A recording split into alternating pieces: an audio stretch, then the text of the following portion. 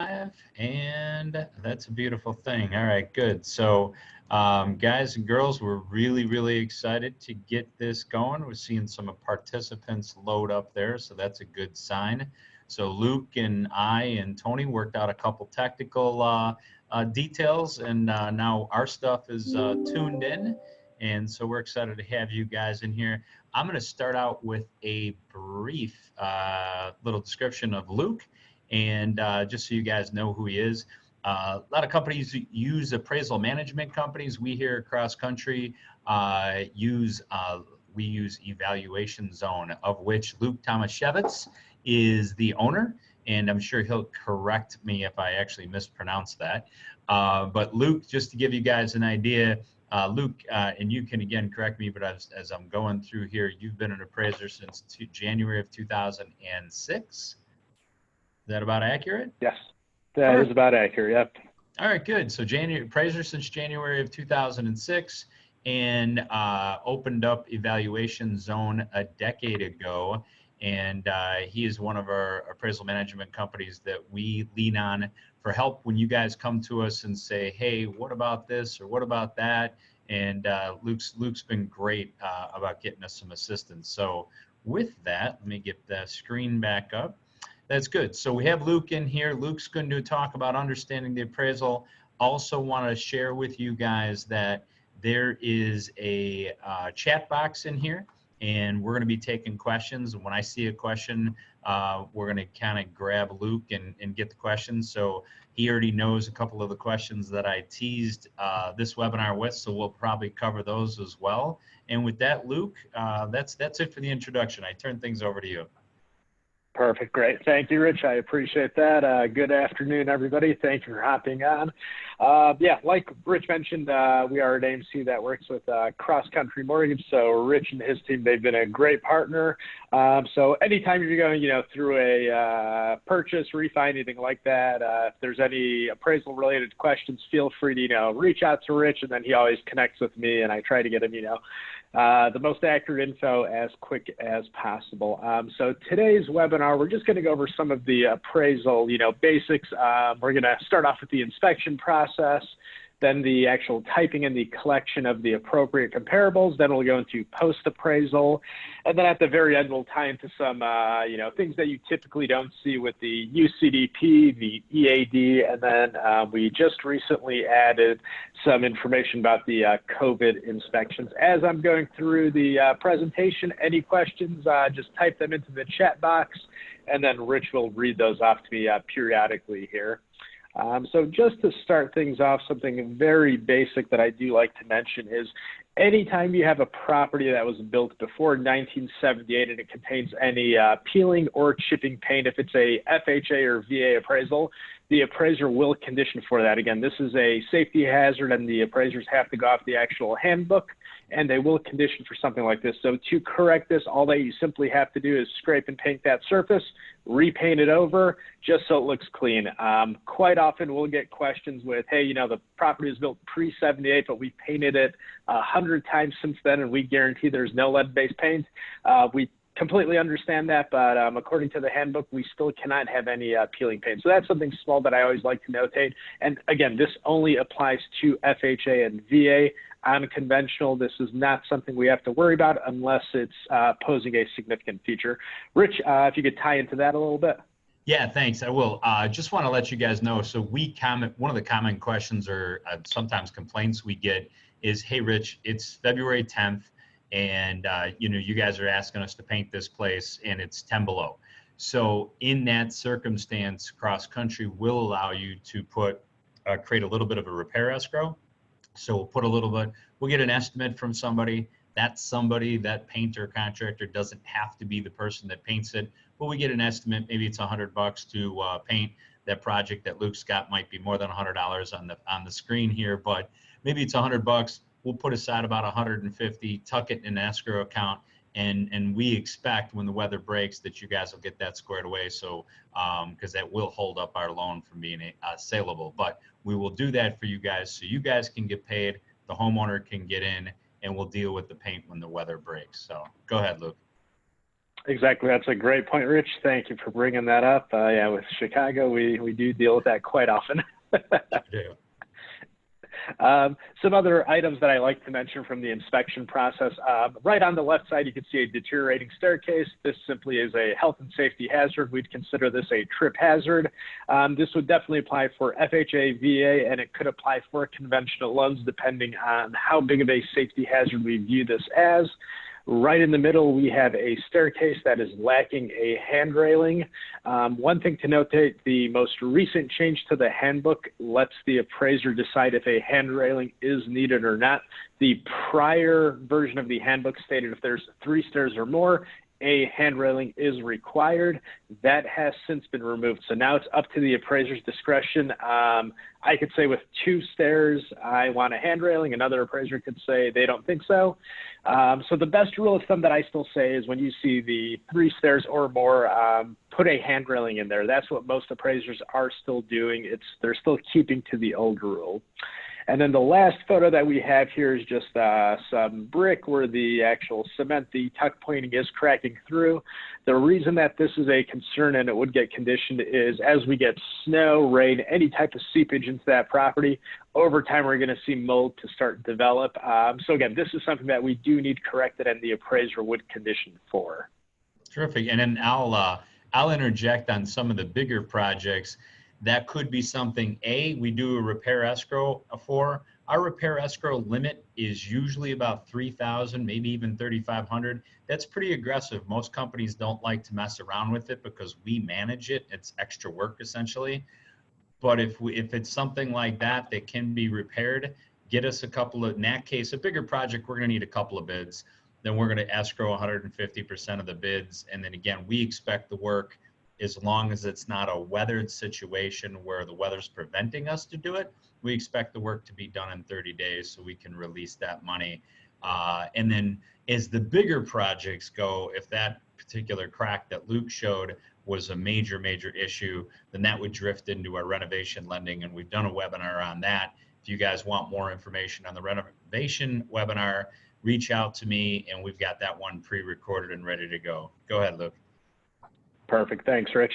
Then tying back into the inspection, again, on the left side, you've got a typical, let's say, a 10 by 10 slab patio, and we've got the left slab a little bit higher than the slab on the right. So again, this doesn't look like a big deal, but again, this could qualify as a trip hazard, and the appraiser would have to condition for this. Right in the middle, we have a similar situation to the deteriorating brick, but now it's just the matching between the brick and the cedar siding. So we have the same concerns, seepage over time and mold developing on the inside of that property. So keep an eye out for things like that. And the last photo that we have on the right, this could be the inside of a shed, barn, basement, garage, anything like that. But the reason that we're showing this is for the actual oil drum. So anytime we see hazardous material, even though it's personal property, it does have to get removed. The appraiser would condition for this. In some situations, we might see an abundance of, tires, rubber tires from cars. If there's an abundance of those, the appraiser would condition. And we have run into situations, again, this is more so in the rural markets where there might be a little junkyard in the back of the house with, a lot of cars back there. So we do notate that. So that would be something hazardous that the appraiser would call for the removal for. So just some things to keep an eye out for. I know in Chicago, we're not too worried about that, but just something to notate. Rich? So we've got a question. Our first question comes in from Ron. Ron asks, does a contract as is impact the appraisal process, for example, i.e. no repair escrow? So I could probably address the repair escrow. You can go ahead and address the appraisal process. All right. You want me to reread that since you were choked up? I've got it. I drank water, went down the wrong pipe. Sorry about that. That's all right. Okay. So even if the contract is as is, the appraisal has to meet the minimal guidelines for, be it, the lender's conventional guidelines, the HUD handbook. So if anything is below that, the appraiser will still have to condition for that. Let's just say a good example might be if you're doing an FHA deal, if the utilities are off, even if the property is being sold as is. For FHA, the appraiser does have to test appliances, all of that, and we'll touch on that in a couple of slides here. But even if that property is being sold as is, the appraiser still has to test those. So the contract is a bit different from the appraiser's requirements. And Rich, I'll let you touch into your side here. Yes, ultimately you're going to appraise it regardless. It's got to meet minimum standards, is what I hear you saying, Luke. As that appraisal drifts into our world and we see that maybe that appraisal doesn't meet minimum standards regarding the appraisal, and we understand that an as-is appraisal basically is the seller telling you, look, you see it, you bought it, it is what it is. So in that situation, we're going to help you guys by allowing a repair escrow. Providing it isn't a major safety issue, we're probably not going to do a repair escrow if there's a hole in the roof the size of a washing machine. That's got to get cured before we close. But for most things that are involved, we're going to either allow a repair escrow, or if it's a major issue, you're going to move that into some sort of renovation loan. But as is, as it stands, it doesn't change the policies on how we lend, nor does it change on how Luke appraises. Just know that Cross Country's built to help you out when the seller's not willing or able. So hopefully that answers that question, Ron. Go ahead, Luke. Perfect. Thank you, Rich. And yeah, perfect tie into the appliance section. So anytime we have a FHA appraisal, if appliances are present, the appraiser is required to test them. If the appliance doesn't work, let's just say the stove for some reason doesn't work, the appraiser will have to come out for a reinspection and make sure that is working. So this ties very well into the contract section that we mentioned a second ago. Quite often we'll have that you're aware that the appliances don't work, but they're not being, conveyed in the actual sales contract. That actually doesn't matter in the appraisal. If the appliances are present, the appraiser is required to test them. This, again, is only for FHA. So my recommendation is if you're doing an FHA loan and you know that the appliances are present and not working, remove those appliances from the property before the appraiser inspects, because they will have to test them. And again, they're not looking at the contract, see if they're included or not. If they are present, the appraiser has to test. Right. And on conventional, you're probably going to, the only time you're going to see an issue on appliances is if they're built in. So if they're built in and missing, that's going to come up on the appraisal. Exactly. Great point, Rich. Now tying into some inspection pieces. So this goes for FHA and VA. Sometimes people wonder, why on earth does the appraiser need access into my crawl space? They actually have to. So we do require a photo of the crawl space for FHA and VA. This is per the handbook.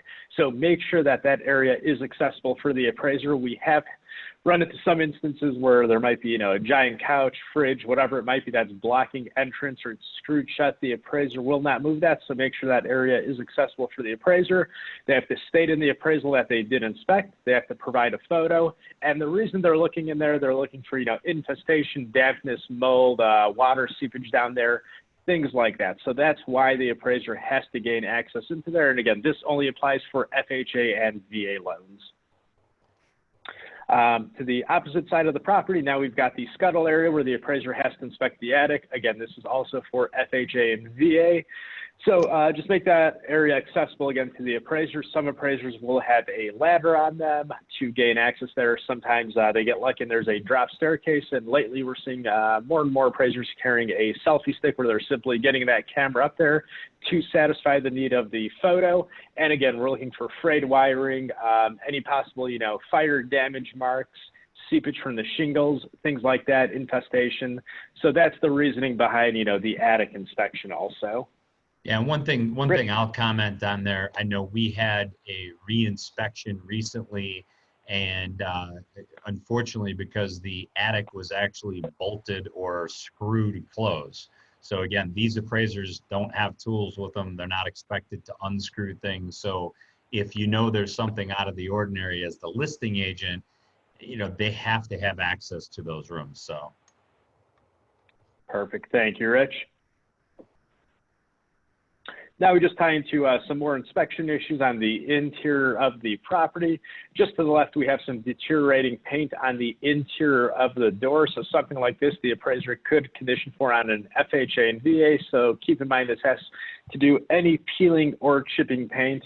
About a few years back, we had a question come up where the property sat on acreage. Let's imagine you have a property on 5 acres and there might have been some peeling paint on the fence that's 400 feet away from the property.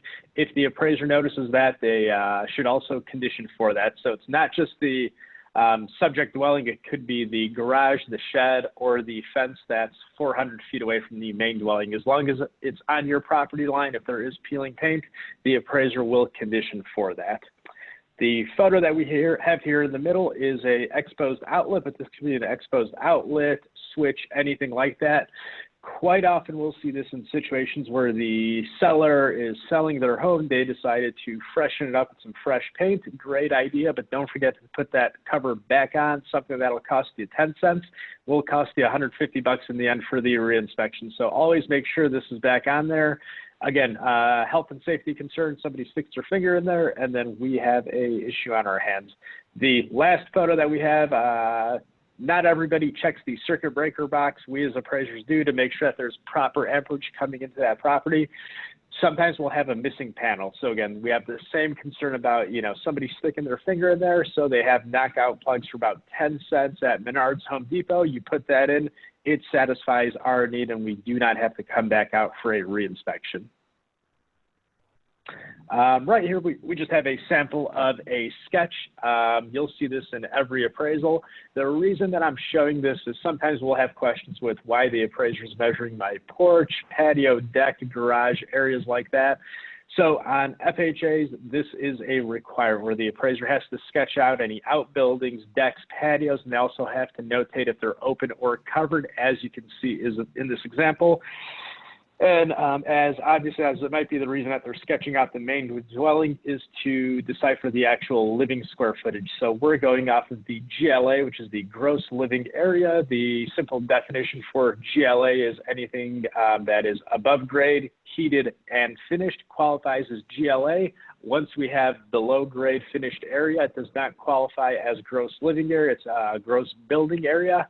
All of them still get value. They're just qualified as a different characteristic in the actual appraisal of the grid when you're looking at the grid.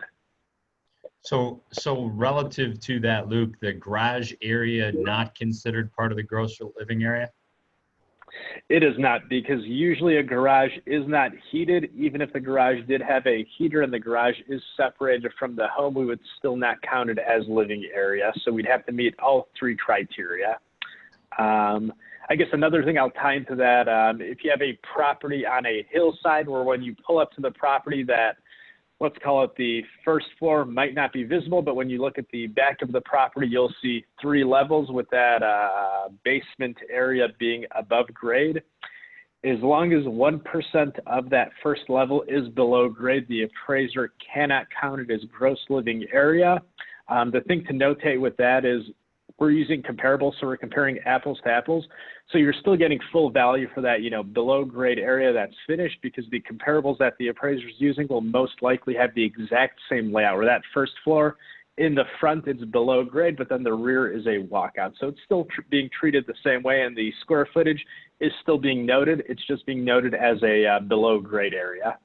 So Luke, I got a question about that. What I commonly hear about from realtors and even customers, homeowners, is the raised ranch. So your raised ranch, a lot of times that first floor or that lower floor, as you walk in, you have a choice. You go up, you go down. So that lower floor might have an extra bathroom. It might have an extra bedroom. You get the appraisal back to me, and it doesn't have that bathroom and it doesn't have that bedroom, primarily because that section is below grade. Comment on why exactly you can't show at least even the bedroom counts. You already discussed the gross living area, but the bedroom counts often comes up too. Sure, great question. So for the raised ranch situation, that basement or first floor area, let's call it, it's still below grade. So again, that's why it's not GLA. Like Rich mentioned, the actual rooms, if there's a rec room, a bedroom, a bathroom, anything like that, we're still notating it in the appraisal. It's just being notated in the basement area, and it's still being given values. So the fact that you have a bathroom in that first floor area, you're still getting a value for it. We're just showing that your main area that is above grade may have 1 bathroom, and then your below grade may have a 2nd bathroom. So we're still giving you credit for 2 bathrooms. We're just lining it up in 2 separate spaces on the appraisal grid. And as we tie into the grid, I'll show you guys that where you can actually start deciphering where some of that is. So Luke, I got another question. Maria Mm-hmm. writes, what if you have a carriage house garage with a living space above? Is the living space counted? So it depends. That would start tying into an accessory dwelling unit. So it all depends on the zoning for the area, if it would be allowed. We still wouldn't count it into your gross living area if we could give it value, which in most cases we could if it's been legally done. We'll give it value as a separate line item adjustment in the bottom of that appraisal grid. So this would be the same if, they had, some kind of in-law living arrangement towards the rear of the property, but it was detached. We won't add up the square footage to the main dwelling, but we would give it a separate line item adjustment. So that's a great question. And then Luke, is kind of a follow-up to that. If the garage is attached and somebody converted the attic room above the garage into like a play area for the kids, is that going to be considered gross living area? Still not gross living, because to access it, you'd have to access the garage first in most cases. So it's got to be fully attached to the property. So if you had a way of accessing that attic area through the home without ever having to enter the unheated, unfinished access area of the garage, let's call it, then yes. But we have to have a continuous access point that you'd, build out somehow. So you'd have to get creative there. But in that situation, it would not be considered gross living area, but you would get, value into that as a line item adjustment. And to be clear, this isn't Luke making this decision. This is from the appraisal. Tell us where you're making these, where this information comes from that you make your decisions based on. So it's a lot of different sources. So we have USPAP is one thing we have to follow. The selling guides for Fannie and Freddie, they have separate guides. FHA has a handbook. VA has their own handbook. And then we also have to go into, local building codes. So each area is different. So it's not just, what does the appraiser feel? We're actually referencing, specific handbooks depending on the type of appraisal that we're doing. And then in most cases, you'll see an appraiser reference certain things within that appraisal also. Perfect. Great. Thanks, Maria. Go ahead, Luke. Thank you. Here I like to tie into the condition ratings. There's still some confusion with this. If you remember, probably going back 6 years now, the UAD ratings came into play, and UAD stands for the Uniform Appraisal Data Set. So if you remember 6-7 years ago, I, as an appraiser, could go into a house and I could say that the property is in good condition, average condition, poor, average to good, excellent, whatever I wanted. I could describe that property, in any way. And the issue that the GSEs ran into is I could walk into a subject property, I could list the conditioning as good to average, and another appraiser could walk into that same property and they could say that it is in good condition. The problem that they ran into is we're meeting the same thing, but yet we're using two different rating systems where I'm saying average to good and they're saying good. So that's the problem that we ran into. So with the UAD data set, that's something that they tried solving. And again, they tried getting the appraisers to use the same condition ratings along with quality ratings that we'll touch here in a second. But just to give everybody a very general understanding, a C1 simply means a new construction property that's never been lived in. A C2 will be a very recent rehab. A C3, C4 will be a very well-maintained property, maybe some minor deferred maintenance. And when you tie into C5 and C6, they have some significant issues, could be some significant safety issues. When a property is a C5 or C6, it's typically not in lendable condition. In those scenarios, we have within our engagement letter, we let the appraiser know after the inspection, if you think that that property is in C5 or C6 condition, give us a call, let us know why, and then what we'll actually do is we'll reach out to Rich over at Cross Country. We'll say, hey, there's a giant gaping hole in the kitchen floor. That's a big safety hazard. It's going to come in at a C5. So typically at that point, Rich will tell us, make that appraisal subject to the repairs. So then we'll make that appraisal in a C4 condition. Once that repair has taken place, Rich will order a final inspection, which is a 1004D, and assuming that hole is no longer existent and it's been repaired, now it's fully lendable. So that's a great thing to mention. So just because the property is in a C5, C6 doesn't mean it is not lendable.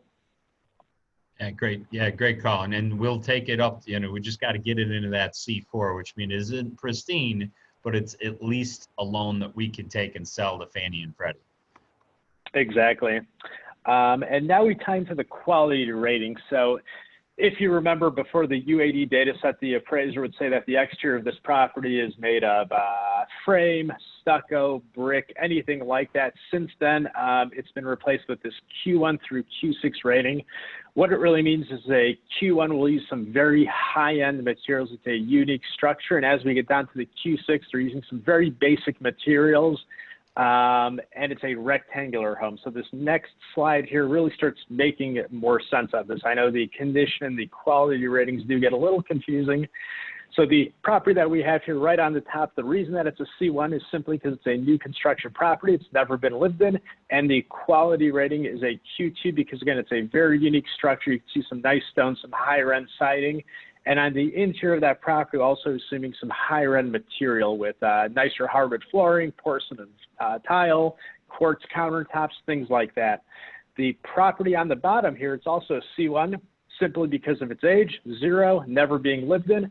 And then the quality rating will be a higher quality here of a Q5 because it's a very basic rectangular design, basic vinyl siding. And on the inside, again, we're assuming basic materials, carpeting, fiberglass in the bathrooms, things like that. So usually this slide starts to make a little more sense with the difference with a C and a Q rating. So hopefully that makes sense.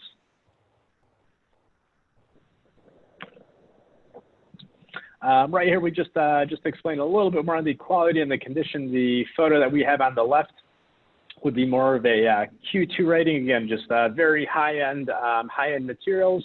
And on the right, again, we have a very basic 1970s looking kitchen with some vinyl flooring. So the Q, the quality rating would be closer to that 5 rating again.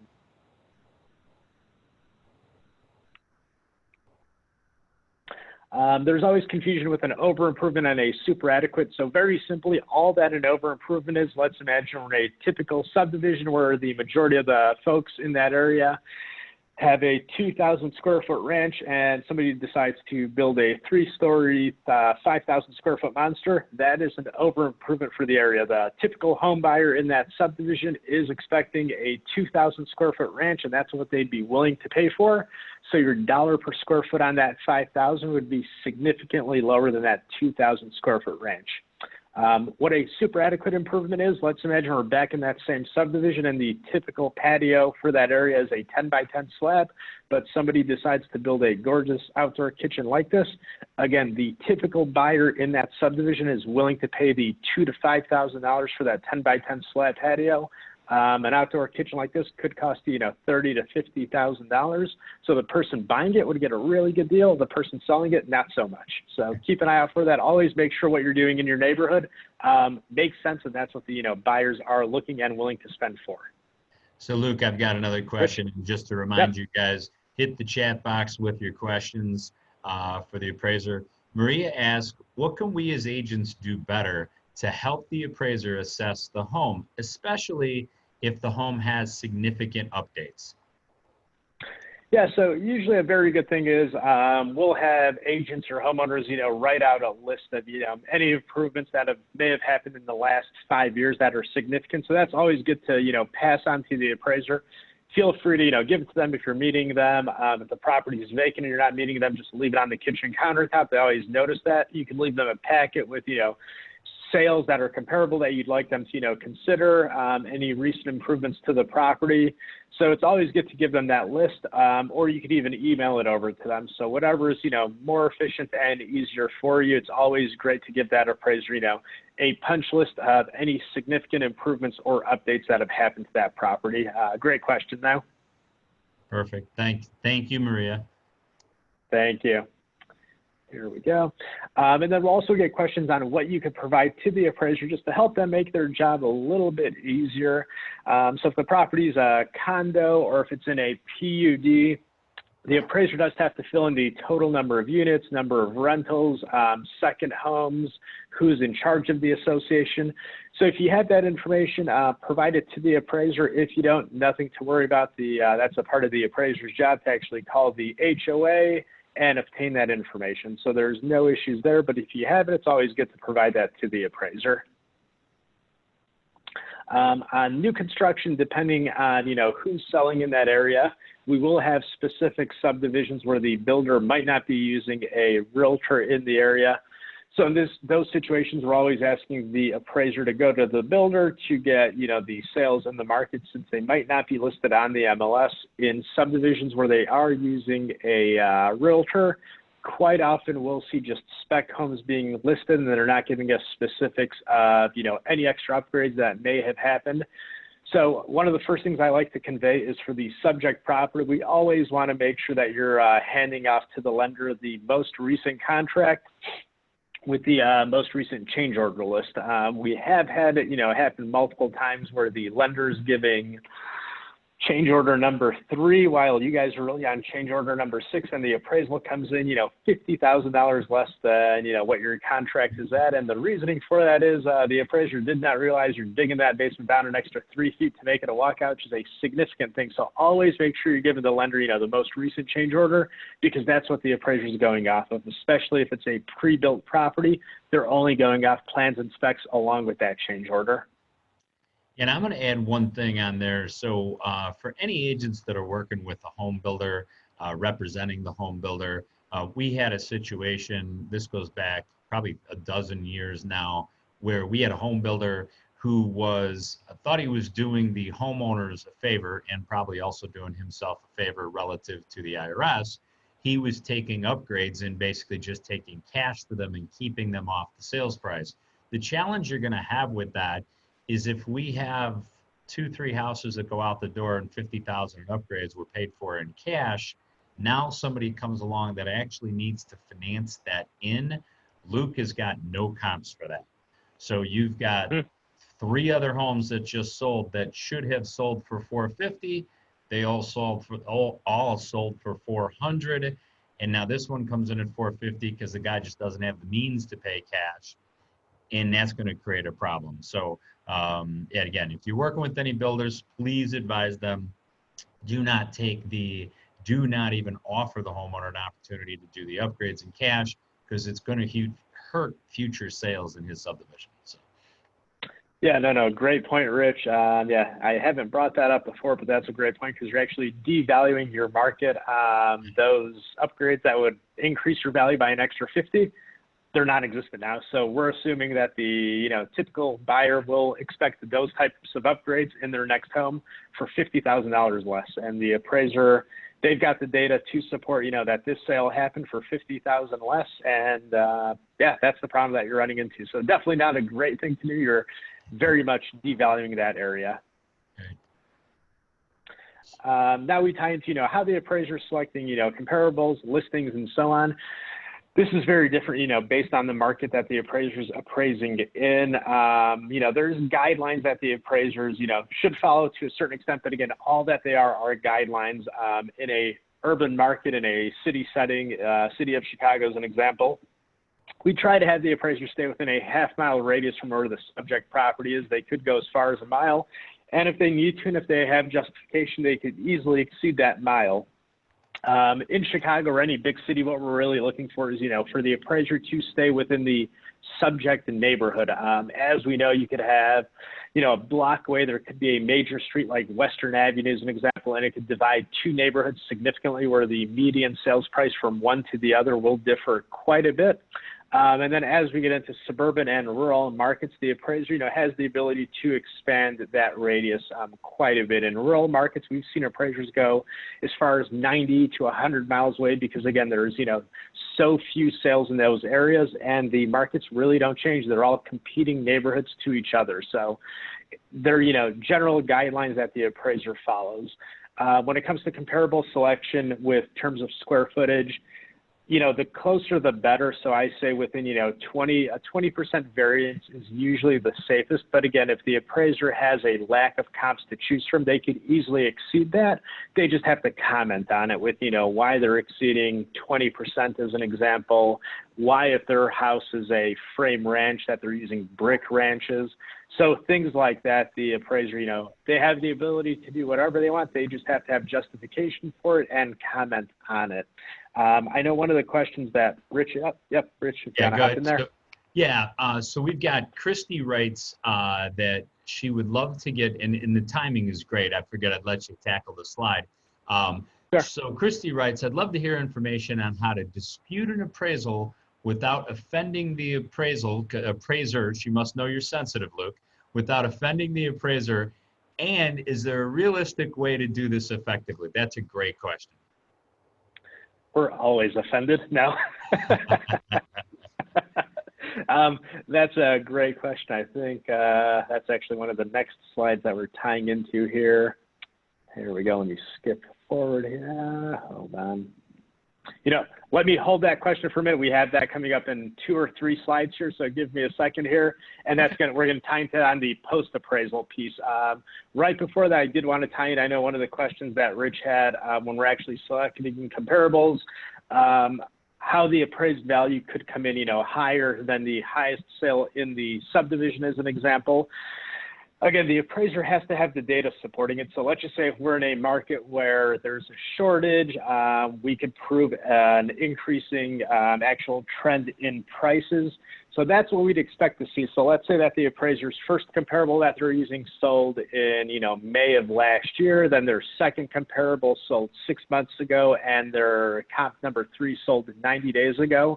And let's say comp 1 sold for, let's say all the comps are exactly the same. Comp 1 sold for 200,000, comp 2, 210, and comp 3, 215. We clearly see an increasing trend in those sales prices. Now, when we look at, let's say, comps 4 and 5, and there are actives and pendings, and those things are, listed at 220, 230, we could very much see that there's an increasing trend in that market. So we'd expect the appraiser to do a little more analysis other than those, 5 sales or comparables that they're using. In an appraisal, you'll see the neighborhood section where they're checking off if there's an oversupply, undersupply, if it's stable, if it's increasing. And then they also have the 1004 MC, which is the market conditions addendum, where they're doing the same thing. They're listing if the market's, stable, increasing, declining. So with Rich's question, if we have, the specific data to show that, month over month, we're seeing a 2% increase in sales prices, what we'd expect to see from the appraiser is some analysis within the text addendum, giving their, data to support that, let's say 2% increase on a monthly basis. And then what they could do is they could apply to comps 1 and 2 a positive time adjustment. So that would, again, bring those sales up. And then comp 3, since it's within the last 90 days, we wouldn't really expect to see a time adjustment, but it should start lining up with that comp 3 or slightly above. So again, we would need support for it.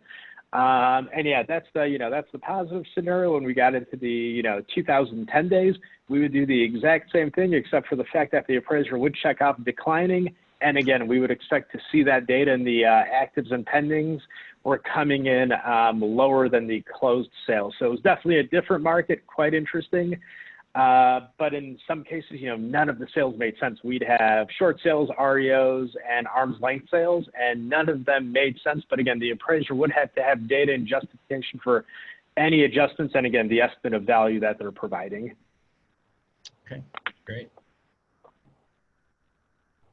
Right here, we just tie into a bit of a piece on the review side. So sometimes we'll get questions on how we actually conduct reviews at the AMC level. So at Evaluation Zone, we're only using certified appraisers to perform the appraisal or review. We're not using QC analysts. We're not going down a checklist. But there's some very basic things that, as an appraiser, we'll look at this thing and right away tell that, something doesn't look right. So a lot of the realtors on the call, you'll notice, very quickly, what the issue here is. So we've got comp 1, that's 0.15 miles away. It's sold for $480,000. Comp 2 is over a mile for $775,000, and comp 3 is 0.2 miles for $538,000.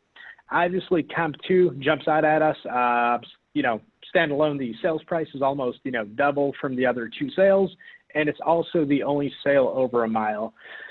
With that being said, the next thing that we're going to do internally is we're going to look at the location map, and we're going to notice that comp 2, it goes over a major street, and then we also see a lake that is nearby that property. So that's going to, lead us to take a bit of a deeper dive in that scenario. So the first tool that we're using internally is Google Maps or Bing Maps. So we're going to do a satellite overview on that comp 2, and we're going to notice that that property is backing up to a lake. So that would probably mean it's not comparable to the subject, which is just on a residential street. So we'd probably go back to the appraiser, ask them, number one, why did they use that? Why did they think it's comparable? And if they change their opinion on that, to replace that. The second tool that we're using, ProxyFix, this is something that we've actually built out internally. This is a crowdsourcing application that we use internally to verify some photos, and we also have appraisers using this. We've got a lot of realtors actually using this if they need photos of properties, or we have realtors actually taking photos for us.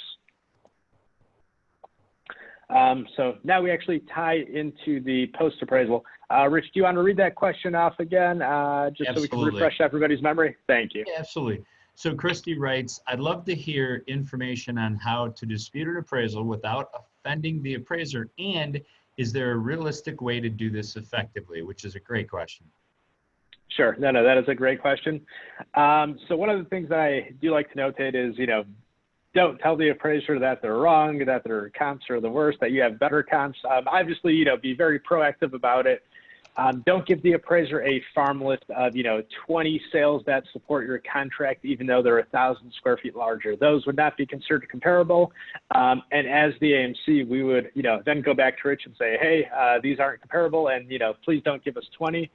So keep in mind that the appraiser is putting 3 to 5 sales in the appraisal in most cases. So giving them 20 just doesn't make any sense. So give the appraiser no more than 5 sales, and give the appraiser the opposite of what they might have. So let's say that the appraiser has all of their sales are within a half-mile radius from the subject property, but they all sold, 9 to 12 months ago. So maybe, your best course of action now is give the appraiser something more recent that sold in the last, 90 days, maybe 6 months. That might be a little bit further out, but still within the same market area. And it'll give the appraiser something more, and you have more justification for that appraiser to use it. That comes into, the potential comps that you want to send to the appraiser. If the appraiser misses anything on the actual subject property, if they miss a bathroom, if you feel that the, square footage might be off, give them some data points other than just saying, this is wrong. Let's say if they're missing a bathroom, if that's possible. Try to give them, a listing, something from the assessor, or, photos would be really the easiest thing. Typically, we're not seeing appraisers, miss a bathroom. That's a significant thing to miss, but it has happened. So we've seen that where there might be a door that looks like it's, an entrance into a closet, but, they decided to put a new bathroom in there. So that's usually the best thing that I like to recommend. So, Christy, hopefully that answers the question. I do have a question as kind of a follow-up on that, Luke. In some of these areas, let's take, you had Glen Ellen up there. So let's say, Glen Ellen Wheaton is an example. Would an appraiser be prohibited from presenting a Wheaton comp if it's in the same school district and within a quarter of a mile and the square footage is similar? What would your opinion, I guess, be of taking a Wheaton comp, or vice versa, a Glen Ellen comp Sure. on a Wheaton appraisal? So it all depends. Again, it depends on the market. School districts are obviously a huge driving force behind this. So if there are, viable comparables that are within the same city and the same school district where the subject is in, then there would be no justification to go into a, different city, even if the same school district is shared. Let's just say if we have a very unique property where we, do have justification to hop into a different city, maybe even a different school district. It's fine. It's completely doable. We just have to have the appraiser explaining why. And if they are doing it, they also have to prove that the market is a competing market. So that's one thing that Fannie Mae does state, that the appraiser could go outside of the subject market and they could go into a competing market. One of the easier ways to figure that out is, let's just say that I have market A and my median sales price is $400,000, and market B now the median sales price might be $10,000 more than that. I'd consider that a competing market. But if we have, subdivision A where the median's 400 and subdivision B where it's, just across the street, but the median is 600,000, clearly they're not competing subdivisions. So there would be no justification to use from B. If the appraiser's hands were tied and they just had, a very goofy situation where they really had to go into subdivision B where it's selling for, let's say, 30% more than our first subdivision, they could use it. But again, we'd expect to see a negative $30,000 location adjustment in that appraisal grid. So we've got another question coming in from Patricia, and hopefully we handled Christie's question. You can let us know if we did a good job or any follow-ups on that in the chat. So Patricia asked, what tools do appraisers use to do their comparables? Do they use, the MLS, state records, etc.? What tools are you using to find those comparables? So it'll be all of those mentioned. I mean, the first must-have is the MLS. That's where we're looking for all of the actual sales, but then we're also using secondary sources like the tax database, the county assessor, as we need to take a bit of a deeper dive. Sometimes we'll use the township assessor because the county assessor doesn't have any information.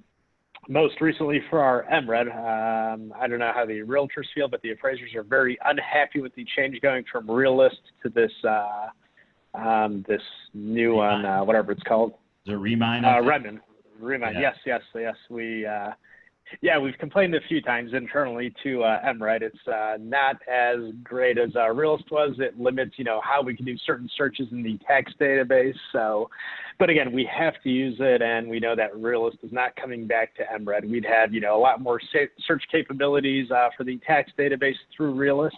But again, the biggest thing that we are using is the MLS to search for sales, and then as we need to dig a little bit deeper for square footage, things like that, we'll go into the assessor's database. And then we're also, looking for zoning, things like that, because again, the zoning, the property has to be legal or grandfathered use. So sometimes, City of Chicago, they have it online. It's nice and easy to use, but some of the smaller towns or counties, we've actually got to call in. We do have some rural markets where the appraiser actually has to drive there, and the assessor's only open 2 days out of the week. So again, that's not the City of Chicago. It's not Glen Ellen, but as you go, more south or central Illinois, we do have appraisers where, the appraisal's due tomorrow, but the county assessor only opens, 2 days a week for 2 hours. So we have had situations like that also. So, and to that, a little follow-up for Patricia, if you guys happen to know of a for sale by owner or for sale by a builder where the builder just closed 6 months ago, but it wasn't in the MLS, that information can be provided, and then Luke or somebody in his team will obviously go do the research of the record. So I've got another question that comes in from Ron. Let's see here. Ron wants to know, why do appraisers use square foot source for comp sales, in parentheses, assessors, but use appraiser measured square feet for the subject? Would seem to be fair and consistent to use the assessor square foot if available for the subject and the comps. Yes, that is a great point, Ron. We've raised it a few times too. So in most, so the obvious reason is the appraiser has to measure the subject because the assessor isn't always up to date if there's been, an addition. And again, let's just say if we use Cook County as our example, Cook County's measuring is it's great if you have a 1-level property. Once we have a 1.5 level property like a bungalow or a Cape Cod, it all goes out the window. That county assessor data is useless to us. So the appraiser has to get creative on the comps, and they use something called a multiplier, where they're actually going into the MLS. They're looking at your measurements for each room. So if you say that, the living room's 20 by 20, bedroom 1's 10 by 12, and so on, the appraiser's adding up those measurements. They're using a multiplier. Typically, the multiplier will be between 1.2 to 1.5, depending on the size of that property. And they're estimating the square footage because the assessor is so off. Another great tool to use that I use internally quite a bit is Google Earth, actually. You've got to use that in Google Chrome, the browser, and you actually have the ability to make aerial measurements. So we'll use that quite a bit. And to Ron's point, something that we really keep an eye out for, let's say if you have a townhouse, condo, or if you know the exact model of your detached home. If I have model A of my detached home and I measured it and it's 4,000 square feet, but then the assessor's showing 4,500 square feet for the exact same model, I could go ahead and assume that the county assessor is 500 square feet off, and I could make an adjustment in my appraisal saying, I'm not using the 4,500 because it's the exact same model. I know it's 4,000. I measured it, so that I'm treating them all the same. But yeah, it's a great point. We've run into that, multiple times, and as long as the appraiser knows what they're doing, they're going to do it the right way. But yes, it's clearly an issue if you have somebody that, doesn't know what they're doing and they're just relying on that third-party data, and it could be incorrect potentially. So what I hear you saying on that, Luke, is that if the appraiser, I'll loosely use the term, if the appraiser is lazy and not familiar with the area and really not willing to put the effort in, they're going to lean heavier on the assessor's numbers, which could obviously be detrimental. Fortunately, we're using evaluation zone, and I know you vet the appraisers that go in there. We know a lot of those guys that go in there. We're happy with the work that they do, but it is a little bit of a tricky point. If you get a lazy appraiser, you could have an issue with that. So, all right, so we've got another question coming in. Does Luke have a standard dollar amount list for comparable adjustments? This would help when doing CMAs when listing a property. So yeah, that the standard dollar amount for comp adjustments, I think it's more of percentages, is it not, Luke? Great question. Let me table that question in about 2 slides here. I've got your exact answer. Okay, perfect. Jim, you gotta wait. Jim, you gotta wait for us. We'll get to you. Go ahead. Yep, thank you. Great question. Though I've got a slide, 2 slides actually, that cover that exact question, Jim. So give me a couple of slides here. We'll tie into that. One thing that I do want to tie into is the UCDP, which is the Uniform Collateral Data Portal. A lot of people on the front end, like the realtors, even appraisers, aren't too familiar with this. This came into play with the UAD data set. So again, one of the reasons that the UAD data set, which is the C1, the Q1, the Q2, we explained, the reasoning for that for the appraiser, but the second real reason behind that was that now whenever an appraiser uploads an appraisal to us, so the way that the process works is Rich sends an order to Evaluation Zone. We get that order placed with the local appraiser. Once that appraiser completes the appraisal, they're uploading an XML version of that appraisal to us, and we're automatically stemming a PDF out of that XML. While that's happening, we have a direct integration to the UCDP, which is Fannie Mae and Freddie Mac's portal. Once we submit that to them, within about 2 to 5 minutes, they're sending something back called a SSR, which is a summary submission report, which I'll show you here in a second. And we're getting risk scores generated off of that. So that's something that we're looking at internally. Typically anything 2.5 or 3 and below, it typically means that Collateral Underwriter by Fannie Mae is agreeing with, the appraised value, the comparables that are being selected, all of that. This is the bottom portion of the SSR. So internally, my review team, we have to look at some of the warnings. So we'll get, warnings saying, let's say the very bottom here for comparable number 5 says the condition rating for comparable number 5 is materially different than what has been reported by other appraisers. So our job actually has gotten a bit more intense ever since the SSR starting firing back to us as the AMC. We actually have to read some of these warnings. Some of them are justified, some of them aren't. So we're reading through this. If they do make sense, we'll go back to the appraiser, ask them to make a correction or some clarification. When the SSRs initially came out about maybe 5 years ago now, 4 years ago, we'd have a lot of underwriters just copying and pasting, even some AMCs copying and pasting all of this, sending it back to the appraiser saying, hey, correct this or comment on it. Very shortly after that, both Fannie and Freddie came out saying, hey, no, don't do that, because a lot of these warnings, they sometimes don't make sense. All it is a great tool for, the AMC and the underwriter to use. And if it's justified, go back to the appraiser.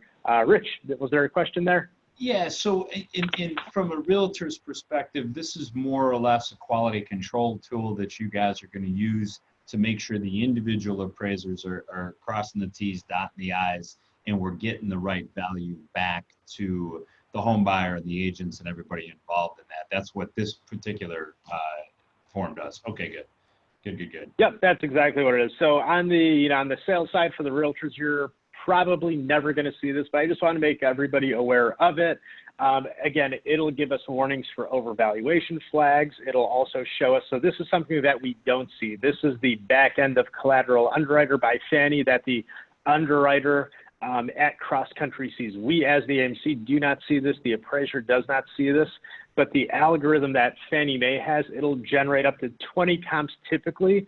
And what we're usually seeing is if the appraiser's 3 to 6 sales don't populate in this list of 20, it'll typically return back a higher risk score. Could be a 4, could be a 5. And then depending on the lender, they might want to do a field review, a desktop review. So Rich, I'll let you cover that a little bit. Yeah, for sure. And this is one of the things, I think this is really important for you guys to know, just from a perspective of, I get a lot of questions from the agents involved in the transaction. Hey, did the appraisal come back? Yes, it came back. Hey, was the value good? Oh yeah, the value was great. Was there any repairs? Those are some common questions. The one question that should be asked by you when you're talking to the lenders is, was the appraisal underwritten? Because even though we have the appraisal back, there's still an underwriting process that has to happen on the lending side, and the underwriter ultimately has to agree with the value. Now, companies like ours, where we streamline and we're highly efficient, we literally just have a underwriting team that takes care of looking at every appraisal. Now, a lot of companies don't do that. They put the onus or the work on the original underwriter. So she's doing everything, and then she's got to stop and try to digest, or he's got to stop and try to digest this report that you're looking at. So again, I just want to kind of clarify, the important part is, it's not if we have the value, if not if it's in, was the appraisal underwritten? Now, and I'll close this last piece to say that our collateral underwriting team is amazing. We get very, very, very few pushbacks from them where they disagree with that appraisers. Part of that is them, I think, and part of that is because we've got a really, really great group of appraisers tied in with the valuation zone. So go ahead, Luke. We got to get to Jim's question. Yep. So there you go. Here we go. Jim, here's this question comes up, I'd say, at every, webinar or live presentation that I'm doing. You want that cheat sheet, what's the bathroom adjustment, what's the bedroom adjustment, anything like that. The sad truth is I don't have one for you. I'm sorry. But let me explain why. What we're actually doing is we're using something called the paired sales analysis.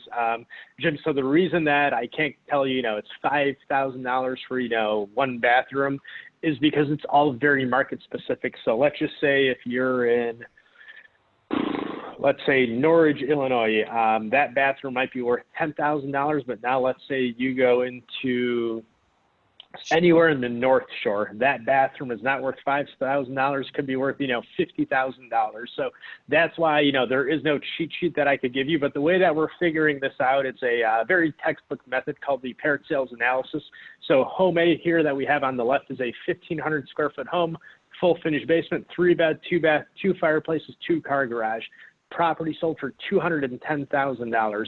Home B, same thing, 1,500 square feet, full finished basement, 3-bed, 2-bath, 2 fireplaces, no garage, sold for $200,000. The only difference with the two properties is the 2-car garage, and we see that there's a $10,000 variance between the two. So through a paired sales analysis, we're going to decipher that a 2-car garage is worth $10,000 in this market. As we dig a little bit deeper, we can also assume that a 1-car garage in the market will be worth $5,000. So that's the way that the appraiser would determine, that a 2-car garage is worth $10,000 in this market. They do the exact same thing for, what's a bathroom worth, a bedroom. So again, this is the textbook method in a subdivision where it's got a few, cookie cutter homes. It's very easy to figure out. As you start getting into more of a, urban environment where you have, different variations of properties, you might have to do a paired sales analysis, on a few different items for a single house. But again, once you get, appraisers that, appraise in an area for quite some time, they know the market. They're not doing a paired sales, on every property that they're doing because, again, they work that market. They know it very well. They're local to it. And they know what the typical buyer's willing to pay for, an extra bathroom, an extra bedroom. And keep in mind, there's something called a diminishing value also. So if the typical properties in that area have, 3 to 4 bedrooms, that 5th, 6th, 7th bedroom may have no value. It could even be detrimental to that property. So things like that to keep in mind, but hopefully that answers the question, Jim. Perfect. Go ahead, Luke. We're closing in on, I want to make sure we get to any of the super important stuff that you've got left on here. I'm not sure how many slides we have left. A few more. We're just going to run through these. I will touch on the square footage piece because we do get a lot of questions from realtors on this. So you'll see right at the top here, we can see that this Comp 3 sold for $305,000 per square foot was $109,000. Very simply, this is the $305,000 divided by the actual full square footage of the 2780. So we see the 109 a square foot, but yet if you look at the appraiser's adjustments, they're adjusting $20 a square foot. So very often we'll get a rebuttal back from the realtor saying, you can clearly see the 109 a square foot, but yet you're using 20. The reasoning for that is if you look at the top of the grid, we're making separate line item adjustments for a lot of different things. We're adjusting for the land square footage, the bed bath count, the condition rating, the quality rating, things like that. So your $109 per square foot encompasses all of that, while we're actually making separate adjustments before we get down to the bare square footage adjustment. We're tying into the end here. The last thing I'll touch on is with the whole COVID situation. Fannie and Freddie did come out with temporary guidance for some loans that are eligible where the appraiser does not have to set foot inside of the property. They have the ability for an extra a desktop. Not a lot of loans qualify for this, but again, this is the guide that shows, which loans do and do not qualify for it. So the appraiser has the ability to set that on a 2055, which is a drive-by form, or a 1004, and they put a different certification in there. And then on the 1004, they also have to notate that they're doing either a desktop, as you see, or an exterior assignment. So that's just the most recent update here. And that wraps up a majority of it. If there's any other questions, Rich, we could tie those in right now. Yeah, I want to go in. I want to spend a little, just a second or two on some of the COVID rules and some of the things that have come up. So we are looking for ways to simplify the process as it relates to maybe not disturbing a homeowner and/or tenants. And we know that's kind of a hot button item based on tenant protectionism and being able to show an apartment with tenants, blah, blah, blah. So a drive-by in some cases might be available, or a desktop review. I know one of the questions that came up when we brought this to the marketplace was, hey, if we're just doing a drive-by, wouldn't that be less of an expense? And I know what the answer to that is on my end, but I'd like you to speak to it. Why is a buyer who's going to buy a property going to pay a little bit, why they're going to pay the same price when you aren't even going into the house? Sure. So the appraiser is still doing it on the same form as in most cases. They're still putting it on the 1004. Like I showed in the prior example here, the only change that they're making is that they're referencing if it's a desktop or exterior. Depending on the loan type, it might go on a 2055, but the appraiser is still doing the same amount of work for the actual analysis. A lot of time we have the occupant providing, the interior photos, so the appraiser could analyze those. Internally, we've been using a tool that we have just through the ProxyPix network, where the homeowner is providing the photography to the appraiser. All of that's being geocoded. So the appraiser is really not doing much less work, where they're still driving the property, getting the exterior photos. And again, appraisers, to get, the best appraisers, we're still paying them the same amount. They're still doing the same amount of analysis, and, none of the appraisers are taking a lower fee for this conversion. They're still doing the same amount of work when it comes to, analysis, comparable selection. And in some points, it takes a little bit longer to obtain those photos. So I don't want to say that they're spending more time, but we have seen scenarios where, there's just more legwork to get that interior data from the seller or the borrower also. And of course, basically it's the same report that we're getting. So the other identical. The other question that I have for you is, I'll have realtors come to me and basically say, hey, I got a client going through divorce. They need an appraisal. Do you know somebody? Are you willing to take those calls, and can your company facilitate providing an appraiser to a client who's maybe, in the middle of a divorce and they need to come up with valuation? Yep, no problem. We do a lot of court work, attorney direct, so it could be divorce, estate, anything like that. Feel free to reach out to us. Perfect. And then something that doesn't necessarily help Luke, but we'll talk about it a little bit. We also see, on occasion, we see what's called property inspection waivers, or PIWs. And PIWs are something that if we see them come up, it's something that's got to be generated directly from Fannie or Freddie Mac, and they'll put it right on our approval that this property is eligible for a property inspection waiver. And essentially what we'll see is that Fannie or Freddie have enough data in that area, that town, that subdivision, and they like the transaction that they're looking at, where they don't necessarily need an appraisal, which is great because it saves everybody a little bit of time, saves the homeowner a little bit of money. Property inspection waiver fee is $150 versus an appraisal fee of maybe $450 or more, depending on the property. So with that, I'm going to ask you guys, if you have any more questions, put them into the chat. I tried to get the questions out. We do have another one that came in that's good. What do we got? Lucella, hopefully I did that right. Lucella, can an appraiser tell you loan can be canceled if you don't supply pictures, like the case of a 4-flat during this time of COVID, where tenants do not want anyone in their apartment and you may not have the pictures of all units? So can the appraiser, did you understand that one, Luke? Can you see that one in there? So can you, so the loan, like if you don't get a pictures, I guess what she's trying to say is, if you don't get pictures of all the apartments, is that a deal killer in that situation? In most situations, yeah. I mean, again, if that specific property qualifies for this, waiver where we could go desktop or exterior, the tenant or the owner could provide us with actual photos. But if it's a traditional appraisal, the appraiser does have to get in there and they would have to provide photos of every room and every unit. So in most cases, I would say yes, that would cause an issue for the appraisal. We have had situations where, one of the units might not be accessible. Again, we'd relay that back to Rich, and I think he'd have to go back to underwriting to see if, they would make an exception, but usually we don't see that. From an appraisal standpoint, we have to indicate everything. If there's, some goofy situation and the lender allows us to assume that the, condition and the layout of unit number 4 is the exact same thing as unit number 2 right below it, possibly, but in most situations, no. Yeah, I would think to kind of expand on her question, and she just added one other thing, but to expand on her question, could the loan be canceled if the appraisal couldn't be delivered because they don't have the data? Yeah, of course.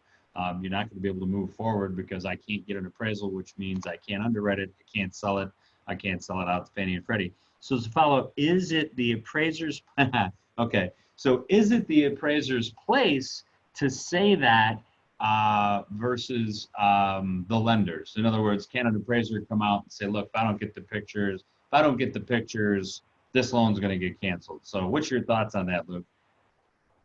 Again, the appraiser has nothing to do with the loan. We complete the appraisal, and then it's all in Rich's hands at that point. The appraiser, we're just estimating the market value of that property. We're relaying all that information to Rich. When it comes to the loan, our hands are out. Yeah. All right. So that's good. And yeah, I think the appraiser, if he's struggling and he really only needs the pictures from the one apartment out of the 3 that he could have got access to, could he say realistically, hey guys, if you don't get this to me, you might not get the loan? That's one way to frame it, I guess. So, but it looks like she was told at one point she didn't need the pictures, and she's confirming they probably didn't. They have no right to say that. And yeah, so again, maybe they were just frustrated trying to get some pictures, try to make that deal go forward. So sure. If it's a drive-by situation, it's always a good idea to provide that information to the appraiser. But if it qualified for a drive-by or a desktop, no, it's not required. But again, if your property has significant upgrades, it's probably a good idea to give that to the appraiser, because they're probably going to assume it's an average condition if you're not providing them with additional data. Well, and candidly, Luke, could it in her situation, could it have not been the lender that said, hey, even though it qualified for a drive-by, we still expect to see interior pictures in there? Would the lender have done that? I don't believe we would do that. But maybe the lender has an additional rule or overlay, as we like to call them in our business, where they said, hey, I know it's a drive-by, but we still want the pictures. So. Yeah, I mean, we've seen other lenders that their preference is the traditional full appraisal. So it all depends, again, on the lender. I know with you guys, whenever it does qualify for the desktop or exterior, it's easier on the borrower. That's a route that we're going. But we have seen some lenders, try to opt in for that traditional whenever possible.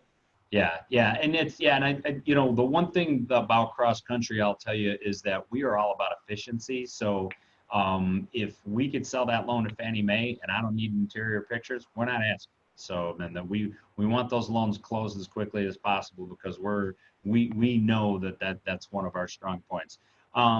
Maria asks, will we get a copy of the presentation? Maria, since you asked, Tony is here and she will make sure you get a copy of the presentation. If anybody else wants a copy of the presentation, either reach out to myself or the loan officer that invited you to your presentation today, and Tony will make sure that goes out to you. So I want to kind of close out. Again, if we get any other questions, I'll get those followed up.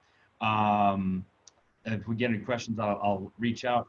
We have our next presentation is not going to be until June 9th. And at that time, we are super excited to be able to talk to you guys about the non-QM lending that's finally coming back into the marketplace after the pandemic started. So non-QM lending is that bank statements, that asset depletion, some of the things that kind of came into the marketplace about 3-4 years ago, that when we got into this pandemic, everything went away and we went back to traditional lending. Well, the non-QM lenders are coming back to the marketplace a little less aggressively, but it's a really good sign. So June 9th, Tony, what's the time on that? It's at noon Central. Perfect. So June 9th, we'll get a piece out. We'll be marketing that through the Main Street Board of Realtors as well, but we'll get a piece out to you guys. If you want to learn about the non-traditional lending that's out there, there's a lot of unique products that are coming back that'll help. We've got a great market right now. We're really busy, tight inventory. I don't think I've got, Jim, you're welcome. And Lucila will definitely get you a copy. Luke, thank you so much for your time. We really appreciate you. We appreciate your company and what you